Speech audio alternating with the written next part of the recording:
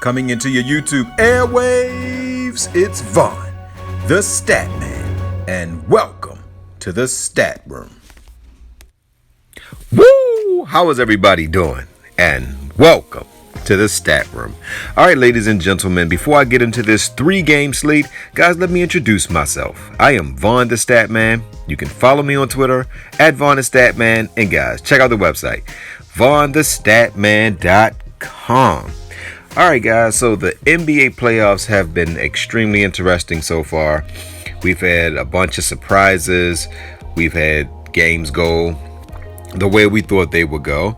But let me just get right into my assessment so far. The most impressive team so far in these NBA playoffs have been the Memphis Grizzlies. This is a team that has 2 young players, in my opinions, are now stars. If you look at Morant, he is a star. Dillon Brooks is starting to remind me of a player named Tony Allen. You got to be a real basketball person to understand who he was. Dillon Brooks is just fearless, guys. He has no fear. He's scoring the ball. He put up 51 fantasy points. Memphis, they're looking like a real serious team. They look like they're a year ahead of schedule. So loving that. Anthony Davis and LeBron James don't look like they're 100%. Anthony Davis looks slow and lethargic. LeBron has absolutely no lift. I think they're in trouble, guys. This is not something I think is fixable. And when I look at the depth of their team, it's guys they had last year that they don't have. Not having Rajon Rondo, he's a guy that can take the ball out of LeBron James' hands, meaning that LeBron James doesn't have to be ball dominant when Rajon Rondo's on the floor. But there's no other point guard on that team that can really handle the ball, because he's pretty much a shoot first point guard, and he doesn't have a good shot. So I really think that they're going to be in trouble. And when I look at the Los Angeles Clippers, they're having trouble. So I'm not really sure how I feel about them. They're not able to stop Luca. And this game, too, is going to be everything. It's going to determine everything for the Clippers. All right, so let's get right into it, guys. First up, you got Luca Doncic. Now, I like Luca. He put up 65 fantasy points. He had 31 points, 10 rebounds, 10 assists, 2 blocks, and a steal. I don't expect that same type of a performance. He was just hot. His guys were hot. He can put up 50. I do see him getting 50 because he has to score, because Porzingis doesn't really seem to be that number 2. Porzingis is so soft to me. He's so soft to me. He's making a lot of the mistakes that I wouldn't see from a big man. Like, I give an example. He is a guy who shoots a lot of 3 balls. You don't want to see a guy 7'1" shooting 3 balls. It's like if you look at Memphis. Memphis has shown you that you don't have to shoot 43-pointers to be effective. I think Memphis is going to be tough to beat, because you saw last night. You saw when Utah was playing. They wasn't making 3-pointers, and they still shot 3-pointer after 3-pointer after 3-pointer. I believe that you only need to shoot about 15 3-pointers a game, and you'll win. Because if you go to the hole, you have a chance for 3 things to happen. 1, you can score. 2 things, you can actually kick a shot out to the wide open shooter, or you can actually get to the free throw line. When you shoot a 3-point shot, you can shoot an air ball, you can make it. But I'm just not a fan of shooting 45 3-pointers a game. The only team that can do that is Golden State, because they have Stephen Curry and Klay Thompson.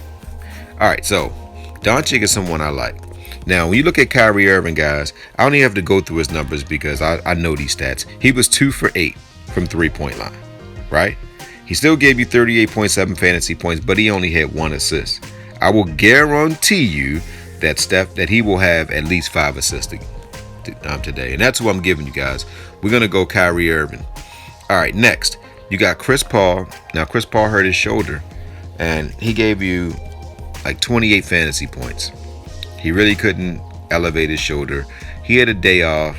NBA have some of the best training staffs in the league, so expect him to be full strength. Kimbo Walker, guys. He went 5 for 16. If you believe Kimbo Walker will go 5 for 16 in back-to-back games, then you must not be someone who understands basketball. Kimbo Walker is going to shoot at least 50% today. Good players don't have back-to-back bad games. So I love him in this matchup. Now, Dennis Schruter doesn't have a good jump shot. I worry about Dennis Schruter. If you look at his numbers, guys, he didn't have a bad game. He had 14 points, but 1 rebound, 3 assists, a block, and 2 steals. I actually like Caruso over him. If I'm picking one of the Laker point guards, I would take Caruso because Caruso is 4,000. And Caruso, to me, has a better jump shot. I think he's just as good of a defender, if not a better defender. And he's going up against the second team.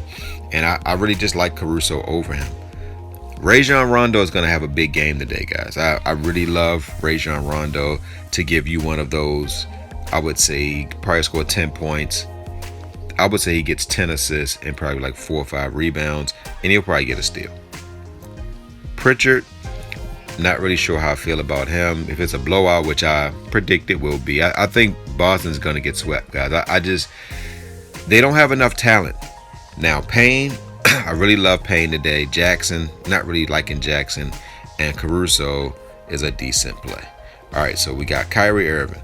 Now, at the shooting guard position, I love Harden. Harden will give you 50 fantasy points because this is where the mismatch lies. If you look at Boston, they don't have Brown.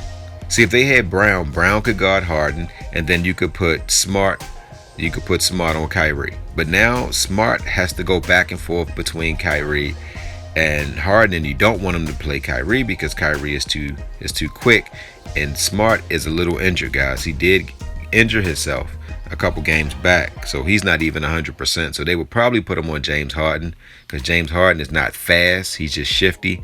So he'll probably be guarding Harden, and you saw how that worked out last time. It didn't work out well. You'll put Kimbo Walker on Irving because neither one of them play D, so you're just hoping that both of them can just score. But Harden is the man. Paul George had a real stinker of a performance, and everybody was calling him Pandemic P and this, that, and the other. So today is going to be a game where you're going to see what he's made of. At 8,400, I don't know if I could take that chance today because he needs to get you 44 fantasy points. Can he do it? Yes. Booker put up an amazing stat line. I love Booker again today. The Lakers don't have anyone that can contain him. You can try to put Pope on him. You can try to put Schruter on him. I don't really see who you can put on him. They don't really have someone that can lock him down. Kuzma, he will cook Kuzma. You can't put LeBron on him because he has a bum ankle. Booker is the matchup nightmare right now for the Lakers. I think Booker is in position to have another big game. When it comes to Boston, their whole playoff run is on Smart. Kimbo Walker is going to have a big game. Tatum probably won't have no monster games because Durant's guarding him. It's a whole different level of competition going against him than going up against someone like in Washington. That's a whole different animal there. Then you got Hardaway. I like Hardaway. I believe if Hardaway got 20 shot attempts a game, that they could actually beat the Clippers. The Clippers should win this series. It was just game 1, so don't be overwhelmed by game 1. But I like Brunson in this matchup. I like Brown. If you look at the last game he played, he had 18 minutes in the game, and it was because they really didn't need him. His shot was off, but expect a bounce back performance today. All right, at the small forward position, guys, LeBron James, I don't know why they had his game time decision. He's going to play. But if I had to choose between LeBron James and Durant, I would take LeBron James because LeBron James has to do more. Anthony Davis is sometime. LeBron James is going to get assists and rebounds because he stays around the rim. He has the ball in his hand. So I would take him over Anthony Davis because he has the ball in his hand. I would take him over Durant because I believe the game just stays close. Kawhi Leonard is going to go crazy. But out of the three, I would take Kawhi Leonard because Kawhi Leonard back against the wall and he's at home. And the matchup, the mismatch for Dallas is they have no one can guard Kawhi. They can guard Paul George. They can guard Kawhi Leonard, and Rajon Rondo has the matchup. Fournier, this is what I'm not understanding about Fournier. Let's go look at Fournier real quick, guys. He had 10 points, 6 rebounds, 2 assists. But let's see the shot attempts. It doesn't matter the points, but it doesn't show the shot attempts on here. But I would almost bet my bottom dollar that he didn't get more than 10 shot attempts, guys. And you can't have a guy that is supposed to be your third scorer that's not getting at least 15 shot attempts. Remember, I was telling you guys about Milwaukee. I said if Giannis Antetokounmpo lets Middleton be the closer down the stretch, that they probably would beat Miami. But if he was trying to force the issue, that they won't. If you notice, go back and look at how, do this for yourself. I'm not going to give you these numbers. Go back and look at how many shots Middleton got. Look at how many shots that Holiday got, how many DiVincenzo got. Giannis didn't have to do much. If he plays like that, he'll get to the championship game. All right, so Fournier needs to get going.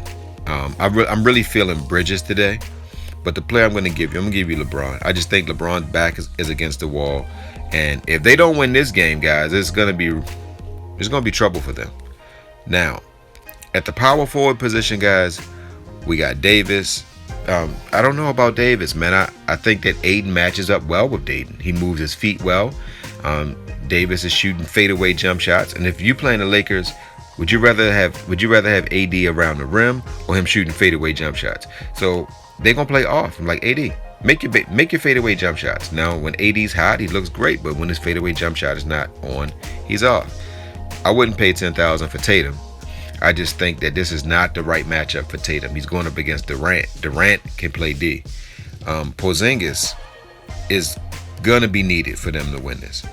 You can't have 22 fantasy points. Look at this. He had 4 rebounds. He looked like Anthony Davis out there. There's no way you could be the number 2 option, and this is how you're playing. I think if I was Dallas, I would have Holiday. I wouldn't use Porzingis. I would use my shooting guards as my number 2 options. I would use Hardaway as the number 2 option. Ibaka had a good game. If you look at Ibaka's last game, he did well. He gave you 8 points, 4 rebounds, 2 assists, but he had 2 blocks and a steal. And he had no turnovers. He didn't play much either, guys. He played 12 minutes, guys. So I guess they're trying to match size, or I don't know what they're trying to do, but Ibaka should be out there. If Ibaka plays 20 minutes, guys, he gets you 35 fantasy points. So Ibaka is who I'm giving you at the power forward position. So that's it, guys. You got Irving, Brown, James, and Ibaka. All right, guys, so I want to break down the rest of the slate, guys. Don't forget to win-win. That means give people what they want so you can get what you want. And, guys, don't forget to think and ink so that way it can come true. All right, thanks for watching the video, ladies and gentlemen. And if you want to be a stat, remember, hit that subscribe button and also share this video. Thank you, and welcome to the Stat Room.